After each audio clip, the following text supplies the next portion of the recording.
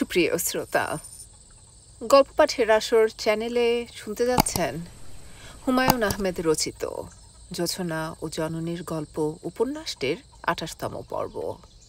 আমি ওয়ারা কারিম, সাথে থাকুন। কবি শামসুর রহমান ভেতরের দিকের একটা প্রায় অন্ধকার ঘরে বসে আছেন। গ্রামের নাম পাড়াতলি। নরসিংদীর পাড়াতলির যে বাড়িতে তিনি বাস করছেন সেটা মাটির। তার জানালা আছে। গ্রামের মানুষ বড় জানালা পছন্দ করে না। রেলের টিকিট ঘরের জানালার মতো ছোট্ট জানালা। সেই জানালায় ঘরের ভেতর আলো বাতাস কিছুই আসে না, তবু তো জানালা। কবি জানালার পাশে বেতের মোড়ায় বসে আছেন। বেতের মোড়াটা এই বাড়ির সবচেয়ে আরামদায়ক। একটাই সমস্যা, হেলান দেয়া যায় না। সব সময় রিজু অবস্থানের কথা মনে রাখতে হয়। অবশ্যই এখন যে সময়, সে সময়ে রিজু থাকারই কথা। তিনি উঠোনের দুটো বেগুন গাছের দিকে তাকিয়ে আছেন। বেগুন গাছে বেগুন হয়েছে, অদ্ভুত বেগুন, হাঁসের ডিমের মতো ধবধবে সাদা রং। এই জিনিস তিনি আগে দেখেননি। মনে হচ্ছে গাছে ডিম ফলে আছে। তিনি নাগরিক মানুষ, এখন গ্রামে পড়ে আছেন। গ্রামগঞ্জের অনেক খুঁটিনাটি তাকে আকৃষ্ট করছে। কোনো একটি বিশেষ দৃশ্যে যখনই তার চোখ আটকে যাচ্ছে, তিনি মনে মনে রবার্ট ফ্রস্টের কবিতা আবৃত্তি করছেন। Heaven gives its glimpses only to those not in position to look too close. কবি সাহেব কি আছেন? কবি সাহেব? কেউ কি তাকে খুঁজছে, নাকি তিনি ভুল শুনছেন? মেয়েলি ধরনের এই পুরুষ গলা তিনি কি আগেও শুনেছেন? যেখানে তিনি অজ্ঞাত বাস করছেন সেখানে কবি সাহেব হিসেবে কেউ তাকে চেনার কথা না। অপরিচিত কেউ কি ডাকছে? কবি চমকালেন। এখন দুঃসময়। দুঃসময় অপরিচিত আহ্বানের জন্যে ভালো না। কবি খালি গায়ে আছেন। কড়া সবুজ রঙের লুঙ্গি নাভির উপর পড়েছেন। অন্ধকারে তার ফর্সা দুধসাদা শরীর জ্বলজ্বল করছে। এই অবস্থাতেই তিনি উঠে দাঁড়ালেন। গায়ে কিছু দেবার কথা তার মনে হলো না।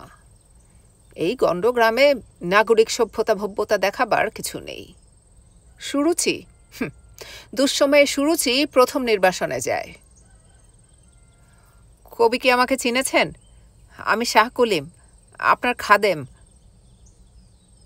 আমার খাদেম মানে কি? আমি কি পীর সাহেব? আমার পীর তো অবশ্যই। কলিমুল্লাহ কদমবুচি করার জন্যে নিচু হলো। কবি চমকে সরে গিয়েও কদমবুচির হাত থেকে বাঁচতে পারলেন না। কলিমুল্লাহ হাসি মুখে বলল, আপনাকে দেখে কি যে ভালো লাগছে, মনে হচ্ছে লিভিংস্টোনের সাক্ষাৎ পেলাম। তার মানে? অ্যামাজনের জঙ্গলে লিভিংস্টোন হারিয়ে গিয়েছিলেন। ন্যাশনাল জিওগ্রাফিক থেকে কমিশন করে একজনকে অ্যামাজনে পাঠানো হলো। তিনি অনেক ঝামেলা করে লিভিংস্টোনের খোঁজে উপস্থিত হলেন। গভীর অরণ্যে একদল কালো মানুষের মধ্যে একজন সাদা মানুষ দেখে তিনি এগিয়ে গিয়ে বললেন, I presume you are doctor Livingstone. কবি কলিমুল্লার দিকে তাকিয়ে আছেন। মানুষটা হড়বড় করে কি বলছে তার মাথায় ঢুকছে না। সবচেয়ে বড় সমস্যা, মানুষটাকে তিনি চিনতে পারছেন না। দাড়ি রাখার কারণে কি তা হয়েছে? আজকাল অনেকেই দাড়ি রেখে চেহারা পাল্টে ফেলছে। দাড়ি, চোখে সুরমা, মাথায় টুপি, নতুন লেবাস। লিভিংস্টোন সাহেবের মতোই আপনার গায়ের রং। পড়েও আছেন বলতে গেলে অ্যামাজনের জঙ্গলে। কবি বোধহয় আমাকে চিনতে পারেন নাই। দৈনিক পাকিস্তান অফিসে আপনার সঙ্গে পরিচয়। আপনাকে একটা কবিতা ঝাড়া মুখস্থ বলেছিলাম, আসাদের শার্ট। মনে পড়েছে? শামসুর রহমান হতাশ ভঙ্গিতে মাথা নেড়ে বুঝালেন তিনি চিনেছেন। আসলে মোটেই চিনতে পারেননি। আপনাকে মনে মনে খুঁজছিলাম, এইভাবে যে পেয়ে যাব ভাবি নাই। কিভাবে পেয়েছেন? সে এক বিরাট ঘটনা। বসে বলি, ঘরে কোথাও গিয়ে বসি। শামসুর রহমান বিব্রত ভঙ্গিতে বললেন, অবশ্যই অবশ্যই। শাহ কলিম নামের মানুষটাকে তিনি এতক্ষণ বারান্দায় দাঁড় করিয়ে রেখেছেন। নিজে দু হাতে দরজা ধরে দাঁড়িয়েছিলেন। দূর থেকে যে কেউ দেখলেই ভাববে শাহ কলিম যেন ভেতরে ঢুকতে না পারে, সেই জন্যে তিনি দরজা আটকে দাঁড়িয়ে আছেন। কবি বললেন, চা খাবেন? শাহ কলিম বাংলা ঘরের বিছানায় পাতা পাটিতে বসতে বসতে বললেন, চায়ের ব্যবস্থা কি আছে? আছে, গুড়ের চা। বাহ, ভালো। গুড়ের চা অনেক দিন খাই না, চা খাবো। আপনার সঙ্গে বসে চা খাওয়া ভাগ্যের ব্যাপার, মহাভাগ্য। কবি চায়ের কথা বলতে গেলেন। শার্ট গায়ে দিতে হবে, খালি গায়ে এই মানুষের সামনে বেশিক্ষণ থাকা যাবে না। চা খেয়ে যে বিদায় হবে তাও মনে হয় না। এ লোকটা অবশ্যই খুঁটি গেড়ে বসা টাইপ লোক। কলিমুল্লাহ গুড়ের চায়ে চুমুক দিয়ে আহ বলে তৃপ্তির শব্দ করল। চা ভালো হয়েছে। গুড়ের গন্ধ চায়ের গন্ধ মিলে একাকার হয়ে গেছে। এই চা 1 কাপ খেলে হবে না, আরেক কাপ খাবো। শামসুর রহমান হতাশ গলায় বললেন, অবশ্যই খাবেন, তবে আমি ব্যস্ত আছি, আপনাকে বেশি সময় দিতে পারবো না। স্যার, আমাকে কোনো সময়ই দিতে হবে না, আপনি আপনার কাজে যান, আমি আছি, চা খাবো, কবি কুটিরে কিছুক্ষণ থেকে চলে যাব। আমার খোঁজ পেয়েছেন কিভাবে? সেটা স্যার ইতিহাস পর্যায়ের ঘটনা। আমি চরণদার হিসেবে একটা ফ্যামিলি নিয়ে যাচ্ছি গ্রামে, এক পুলিশ ইন্সপেক্টর সাহেবের ফ্যামিলি, তার স্ত্রী, 3 মেয়ে, 1 ছেলে। আপনার গ্রামে সে ইন্সপেক্টর সাহেবের ছোট মেয়ে মাসুমা হঠাৎ অসুস্থ হয়ে পড়ল, নাক দিয়ে রক্ত পড়ে, নাকে রুমাল চেপে ধরলে কিছুক্ষণের মধ্যে রুমাল রক্তে লাল। এই গ্রামে তাদের আত্মীয় বাড়ি গেছে, আপাতত সেখানে উঠেছি। মাসুমাকে ডাক্তার দেখিয়ে আবার রওনা দেব। আমরা যাচ্ছি ফরিদপুরের দিকে, মাসুমাদের আদি বাড়ি ফরিদপুরে। ও আচ্ছা। পাশ করা কোনো ডাক্তার পেলাম না। হিন্দু এক ডাক্তার ছিল, হরিবাবু নাম। সে তার গোষ্ঠী নিয়ে মিলিটারির ভয়ে ইন্ডিয়া পালিয়ে গেছে। এটা একদিক দিয়ে ভালো হয়েছে, বন্যেরা বনে সুন্দর, হিন্দুরা হিন্দুস্থানে। এটা কেমন কথা? কথার কথা বলেছি স্যার, এটা গুরুত্বের সঙ্গে নেবেন না। মূল বিষয়টাই আপনাকে বলা হয় নাই, কিভাবে আপনার খোঁজ পেলাম। মাসুমার এক খালু বললেন আপনি এই গ্রামে লুকিয়ে আছেন। তবে স্যার, লুকিয়ে থাকার জন্যে জায়গাটা ভালো না। ভালো না কেন? কেউ যদি আপনাকে খুঁজে বের করতে চায়, তার চোখ বেঁধে দিলে সে চোখ বাঁধা অবস্থায় আপনাকে খুঁজে বের করতে পারবে, কারণ আপনি পালিয়ে আছেন আপনার নিজের গ্রামের বাড়িতে। পালানোর সবচেয়ে ভালো জায়গা কি জানেন স্যার? না, পালানোর সবচেয়ে ভালো জায়গা হলো হিন্দুস্থান। দাগি লোকজন সব বর্ডার পার হয়ে যাচ্ছে। দাগি লোকজন মানে? অ্যান্টি পাকিস্তান লোকজন। আপনি নিজে কোন দিকের মানুষ? স্যার শুনেন, আমার দাড়ি, চোখের সুরমা সবই লিবাস। লিবাস পরে পাকিস্তানি সেজেছি। বাঁচার উপায় একটাই, লিবাস পরিবর্তন। খোলস দেখে বিভ্রান্ত হবেন না স্যার।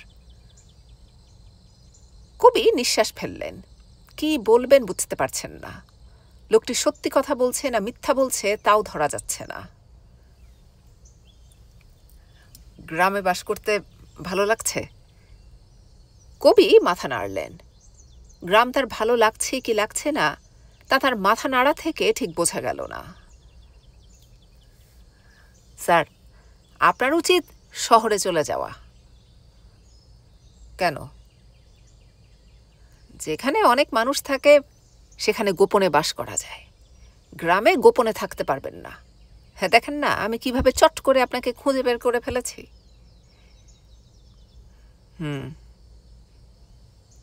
পত্রিকা অফিসে যোগ দিয়ে কাজ শুরু করে দেন, কেউ আপনাকে ঘাঁটাবে না। আপনি নিজের মনে থাকবেন, কবিতা লিখবেন। মিলিটারির দিক থেকে আপনার কোনো ভয় নাই। ভয় নাই কেন? আপনার মতো সম্মানিত কবিকে মিলিটারি কিছু বলবে না। তারা পৃথিবীকে দেখাতে চায় ঢাকা স্বাভাবিক। আমার কথাটা স্যার রাখেন, ঢাকায় চলেন। আপনার স্বার্থ কি? আপনি নিরাপদে আছেন, নিজের মনে লেখালেখি করছেন, এটাই আমার স্বার্থ। গ্রামে আপনার নিরাপত্তা নেই। শান্তি কমিটি, আলবদর, কত কিছু তৈরি হচ্ছে। কখন আপনাকে ধরে নিয়ে যায় এইটাই আমার ভয়। এরা যদি ধরে নিয়ে যায় তার হিসাব থাকবে না। মিলিটারি ধরলে তার হিসাব থাকবে। আপনার কি চা খাওয়া হয়েছে? জি। দিব আরেক কাপ? না থাক, মনে হয় আপনি আমার উপর নারাজ হয়েছেন। কবি, আপনি আমার উপর নারাজ হবেন না। আমি নিজে কবিতা লিখি, আমি জানি আপনি কি। আমি নারাজ হইনি। কবিতা লেখেন না? মিলিটারির ক্র্যাকডাউনের পরে কিছু লিখেছেন? যে কোনো একটা কবিতা কি আমি পড়তে পারি? আমার খুবই ইচ্ছা ক্র্যাকডাউনের পরে লেখা একটা কবিতা পড়ি। কেন? কবিদের বলা হয় দেশের আত্মা। আমি কথাটা বিশ্বাস করি। যারা সত্যি সত্যি কবি তারা অবশ্যই দেশের আত্মা। আমি না, আমি কবি হিসেবে 2 নম্বরেই, দেশের আত্মা হিসেবেও 2 নম্বরেই। আপনি তা না। আপনার এখনকার কবিতা পড়লে বোঝা যাবে দেশের অবস্থা কি। সত্যি সত্যি পড়তে চান? জি। কয়েকদিন আগে 2টা কবিতা একসঙ্গে লিখেছি। আমার কাছে এরা 2 যমজ কন্যার মতো। কবি, কবিতার খাতাটা নিয়ে আসেন, পড়ি। আর যদি তেমন তাকলিফ না হয় তাহলে আরেক কাপ গুড়ের চা। কবি উঠে দাঁড়ালেন। তার যাবার ভঙ্গিতে এক ধরনের অনিশ্চয়তা, যেন তিনি ধরতে পারছেন না এই মানুষটাকে তার 2টি অতি প্রিয় কবিতা শোনানো ঠিক হবে কিনা। কলিমুল্লাহ অনেকক্ষণ বসে রইল। কবিতার খাতা নিয়ে আসতে এত সময় লাগার কথা না। মনে হচ্ছে কবি একই সঙ্গে কবিতা এবং চা নিয়ে ঢুকছেন। কলিমুল্লার ভালো খিদা লেগেছে। গুড়ের চায়ে এই খিদা যাবার কথা না। গুড়ের চা খেলে উল্টা খিদা বাড়ে। গ্রামের এই সমস্যা। চায়ের সঙ্গে খাওয়ার জন্যে কিছুই থাকে না, বিস্কুট, চানাচুর কিছু না। 2-1 জায়গায় পাকা পেঁপে কেটে দেয়। চায়ের সঙ্গে পাকা পেঁপে খাওয়া যায় না। গ্রামের বেকুবরা এটা বোঝে না। কবি নিজেই চা নিয়ে ঢুকলেন। 1 কাপ চা, আরেকটা পিরেচে 2টা মুড়ির মোয়া। কবি চা এবং মুড়ির মোয়া কলিমুল্লার সামনে রাখতে রাখতে বললেন, আজ কবিতা শোনাতে ইচ্ছা হচ্ছে না। কলিমুল্লাহ মুড়ির মোয়াতে কামড় দিয়ে বলল, ইচ্ছা না থাকলে থাক, কবির ইচ্ছার উপরে কোনো কথা চলে না। গ্রামে বসে কবি শামসুর রহমান যে 2টা কবিতা লিখেছিলেন তার একটির নাম স্বাধীনতা। স্বাধীনতা তুমি রবি ঠাকুরের অজর কবিতা, অবিনাশী গান। স্বাধীনতা তুমি কাজী নজরুল ঝাঁকড়া চুলের বাবরি দোলানো মহান পুরুষ, সৃষ্টি সুখের উল্লাসে কাঁপা। স্বাধীনতা তুমি শহীদ মিনারে অমর 21শে ফেব্রুয়ারির উজ্জ্বল সভা। স্বাধীনতা তুমি পতাকা শোভিত স্লোগান মুখর ঝাঁঝালো মিছিল। স্বাধীনতা তুমি ফসলের মাঠে কৃষকের হাসি। স্বাধীনতা তুমি রোদেলা দুপুরে মধ্য পুকুরে গ্রাম্য মেয়ের অবাধ সাঁতার। স্বাধীনতা তুমি মজুর যুবার রোদে ঝলসিত দক্ষ বাহুর গ্রন্থিল পেশি। স্বাধীনতা তুমি অন্ধকারের খাঁখা সীমান্তে মুক্তি সেনার চোখের ঝিলিক। স্বাধীনতা তুমি বটের ছায়ায় তরুণ মেধাবী শিক্ষার্থীর শানিত কথার ঝলসানি লাগা সতেজ ভাষণ। স্বাধীনতা তুমি চাখানায় আর মাঠে ময়দানে ঝোড়ো সংলাপ। স্বাধীনতা তুমি কাল বৈশাখীর দিগন্ত জোড়া মত্ত ঝাপটা।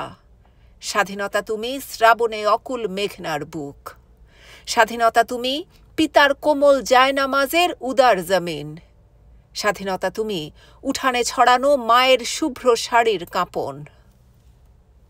স্বাধীনতা তুমি বনের হাতের নম্র পাতায় মেহেদির রং।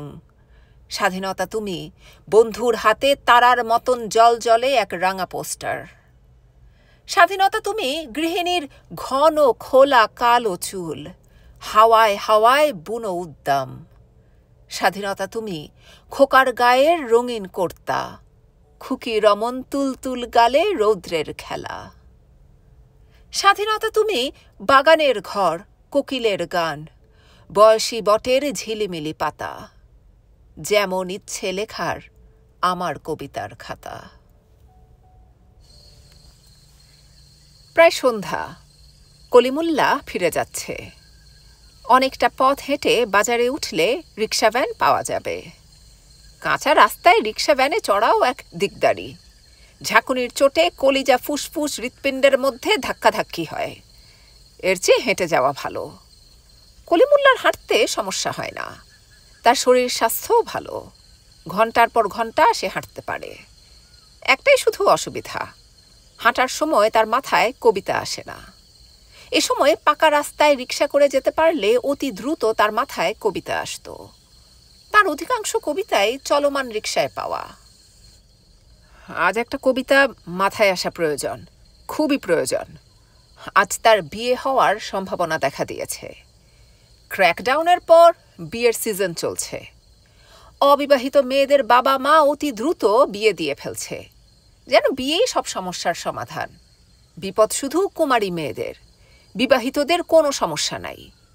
গাধারা বুঝে না, মিলিটারিদের কাছে কুমারী, বিবাহিত বা বিধবা কোনো ব্যাপার না, সবই তাদের কাছে অরাত। মাসুমার সঙ্গে যদি সত্যি সত্যি বিয়ে হয়ে যায়, তাহলে এটাকে আল্লাহর রহমত হিসেবে ভাবা যেতে পারে। অতি ভালো মেয়ে, বেশি চালাক, এটা একটা সমস্যা। স্ত্রী হলো সঙ্গিনী, সঙ্গিনী বেকুব হলেও সমস্যা, চালাক হলেও সমস্যা। শাখের করাত দুদিকে কাটে। কলিমুল্লার মাথায় হাঁটতে হাঁটতেই একটা কবিতার লাইন চলে এলো। সঙ্গী ছিল না কেউ পাশে। লাইনটা খারাপ না, 10 মাত্রা দিয়ে শুরু, 16 মাত্রা করা দরকার। সঙ্গী ছিল না কেউ পাশে, আবেগে সন্তাপে। এটা কেমন হয়? 16 মাত্রা। শেষ 3টা শব্দে একারের মিল, পাশে, আবেগে, সন্তাপে। রিক্সা ভ্যানের ভাড়া নিয়ে দরাদরি করার কারণেই হয়তো কবিতার লাইন মাথা থেকে একেবারে মুছে গেল। ভ্যান চলছে।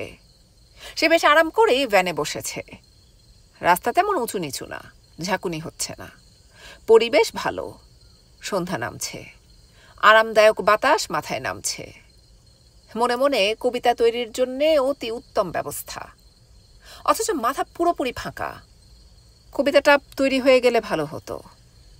সে যদি কোনোদিন বড় কোনো কবি হয়ে যেত, তাহলে ইন্টারভিউতে বলতে পারত, এই কবিতাটার পেছনে একটা বিশেষ ঘটনা আছে। ঘটনা কি হয়েছে শোনো। 1971 সন, অতি দুঃসময়। কবি শামসুর রহমান গ্রামে পালিয়ে আছেন। হঠাৎ তাকে দেখতে ইচ্ছা হলো। ঢাকা ছেড়ে প্রায় জীবন হাতে নিয়ে কবির গ্রামের বাড়িতে উপস্থিত হলাম। কবির কাছে তো খালি হাতে যাওয়া যায় না। রিক্সা ভ্যানে বসে বসে একটা কবিতা লিখলাম। কবিতা পকেটে নিয়ে যাচ্ছি। তখন সন্ধ্যা। তোমাদের রবীন্দ্রনাথের ভাষায়, প্রহর শেষের আলোয় রাঙা সেদিন চৈত্র মাস। রিক্সা ভ্যান প্রবল ঝাঁকুনি খেল। কলিমুদ্দিন ভ্যান থেকে উল্টে পড়ে যেতে যেতে নিজেকে সামলালো। কবিতা নিয়ে চিন্তা করা আর ঠিক হবে না। চোখ কান খোলা রেখে বসে থাকতে হবে। হাত পা ভাঙা কবি কোনো মজার ব্যাপার না। তাছাড়া আজ রাতে তার বিয়ের সমূহ সম্ভাবনা। হাত পা ভাঙা পাত্রের বিয়ে হবে কিভাবে? ভ্যানওয়ালা আবার চালানো শুরু করেছে। কলিমুল্লার এখন সামান্য আফসোস হচ্ছে। কবি সাহেবের সঙ্গে এতক্ষণ ছিল। এক ফাঁকে সে বলতে পারত, কবি সাহেব, আজ রাতে আমার বিয়ে, আপনার কাছে ছোট্ট একটা উপহার চাই। কবি বিস্মিত হয়ে বলতেন, কী উপহার? আমাকে এবং আমার স্ত্রীকে আশীর্বাদ করে 2-3 লাইন যদি কিছু লিখে দেন। আপনার জন্য এটা কিছুই না, আমাদের জন্যে অনেক কিছু। কবি নিশ্চয়ই কিছু লিখতেন। বেচারা লাজুক মানুষ। লাজুক মানুষরা কখনো না বলতে পারে না। কলিমুল্লাহ লাজুক মানুষ না, তবে সে লাজুক মানুষের অভিনয় ভালো করতে পারে। মাসুমার মা যখন বললেন, আপনাকে একটা কথা সরাসরি বলতে চাই, এখন সময় খারাপ, কুমারী মেয়ে কেউ ঘরে রাখছে না। আমি খোঁজ নিয়েছি, মাসুমা আপনাকে পছন্দ করে। আপনার বিষয়ে আমরা তেমন কিছুই জানি না, তারপরেও আপনাকে ভালো মানুষ বলে মনে হয়। আপনি কি মাসুমাকে বিবাহ করবেন? কলিমুল্লাহ অতি লাজুক ভঙ্গিতে বলল, আপনাকে দেখার পর থেকে আমি আপনাকে আমার মায়ের মতো জানি, কারণ আপনার চেহারা, কথাবার্তা সবই আমার মায়ের মতো। আজ যে এটা প্রথম বলছি তা না, আগেও আপনাকে বলেছি। মা হিসেবে আপনি আমাকে যা আদেশ করবেন আমি তাই করব। এখনকার বিয়ে তো বিয়ে না, মাওলানা ডেকে বিয়ে পড়িয়ে দেয়া। যখন সময় ভালো হবে তখন অনুষ্ঠান করব। আল্লাহ চায় তো মেয়ের বাবাও তখন উপস্থিত থাকবেন। মা, আপনি যা বলবেন তাই হবে। আমি চাচ্ছি ফরিদপুর রওনা হবার আগেই বিয়ে পড়িয়ে দিতে। আপনার কি আপত্তি আছে? মা, আমাকে তুমি করে বলবেন, আর আমি তো আগেই বলেছি আপনি যা বলবেন তাই হবে। কলিমুল্লার সেই রাতেই বিয়ে হলো। পরদিন তাদের ফরিদপুর যাবার কথা। তা না করে সে সবাইকে বুঝিয়ে সুঝিয়ে ঢাকায় নিয়ে চলে এলো। এখন সে সঙ্গে থাকবে, কাজেই ঢাকায় থাকাই ভালো। ঢাকা নিরাপদ। তাছাড়া শ্বশুরাব্বার খোঁজ নিতে হবে। উনি যে কোনো দিন বাসায় চলে আসতে পারেন। বড় আপার স্বামীও কোথায় আছেন কে জানে। তিনি যদি খোঁজ খবর করেন ঢাকার ঠিকানাতেই করবেন। সবার কাছে কলিমুল্লার যুক্তি অকাট্য মনে হলো। তারা ঢাকায় ফিরল লঞ্চে করে। মাসুমা সারা পথই স্বামীর সঙ্গে লেপ্টে রইল। মহিলারা সবাই বোরকা পরে যাচ্ছে, শুধু মাসুমাই একটু পরপর নেকাব খুলে ফেলছে। সে এক ফাঁকে ফিসফিস করে বলছে, আমার সারাক্ষণ ইচ্ছা করে তোমাকে দেখি, বোরকার ভেতর থেকে ঠিকমতো দেখা যায় না, আমি কি করব বলো? ডেইলি পিপল পত্রিকার সাব এডিটর নির্মলেন্দু গুণ লুকিয়ে আছেন ময়মনসিংহ জেলার বারহাট্টা গ্রামে। ঢাকা থেকে পালিয়ে আসতে তার তেমন অসুবিধা হয়নি। লম্বা দাড়িতে তাকে দেখাতো তরুণ সুফিদের মতো। ঢাকা ছেড়ে আসার দিনও তিনি শহরে নিজের মনে হেঁটেছেন। শহীদ মিনারের দিকে গেলেন, দূর থেকে দেখলেন। কাছেই জি.সি. দেবের কোয়ার্টার। এই দার্শনিক মানুষটির সঙ্গে তার পরিচয় ছিল না, তবু কি মনে করে যেন গেলেন। শূন্য বাড়িটার দিকে কিছুক্ষণ তাকালেন, আবার পথ হাঁটা, দূর থেকে ইকবাল হল দেখা। তিনি হাঁটতে হাঁটতে হাইকোর্টের মাজারের দিকে গেলেন। এখানে এসে বড় ধরনের চমক খেলেন। দুটা লম্বা টেবিল পেতে মিলিটারিরা অফিসের মতো করেছে। রেডিও টেলিভিশনের ঘোষণা মতো বেসামরিক লোকজনদের কাছ থেকে অস্ত্র জমা নেওয়া হচ্ছে।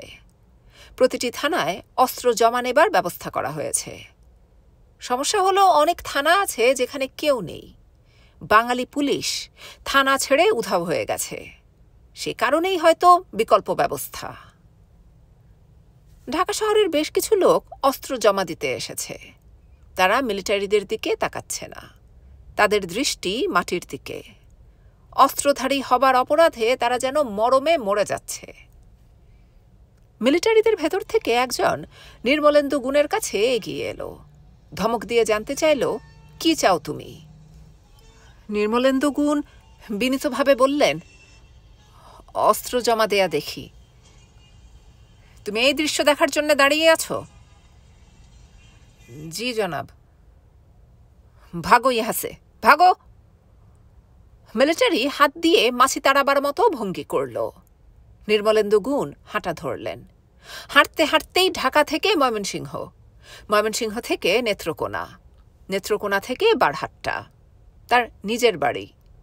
এই বাড়িতেই এক নিশুতি রাতে তিনি আগ্নেয়াস্ত্র নামের ছোট্ট একটি কবিতা লেখেন। পুলিশ স্টেশনে ভিড়, আগ্নেয়াস্ত্র জমা নিচ্ছে শহরের সন্দিগ্ধ সৈনিক। সামরিক নির্দেশে ভীত মানুষের শটগান, রাইফেল, পিস্তল এবং কার্তুজ, যেন দরগার স্বীকৃত মানত। টেবিলে ফুলের মতো মস্তানের হাত। আমি শুধু সামরিক আদেশ অমান্য করে হয়ে গেছি কোমল বিদ্রোহী। প্রকাশ্যে ফিরছি ঘরে, অথচ আমার সঙ্গে হৃদয়ের মতো মারাত্মক একটি আগ্নেয়াস্ত্র। আমি জমা দেইনি।